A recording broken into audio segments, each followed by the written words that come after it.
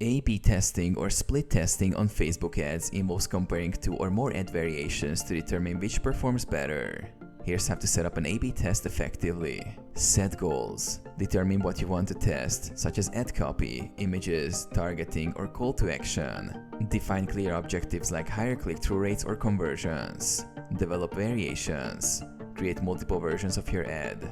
For instance, if testing images, use different visuals but keep the other elements consistent. Go to Ads Manager. Access Facebook Ads Manager and click on Experiment or A/B Test. Create new test. Choose the type of test you want to conduct.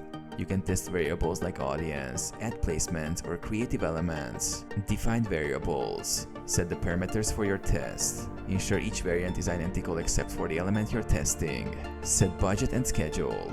Allocate the budget and set a schedule for the test. Ensure that each variation receives a similar amount of exposure. Start test. Launch the A/B test and monitor its performance. Review data. After the test period, analyze the performance metrics such as click-through rates, conversions, and cost per result. Determine winner.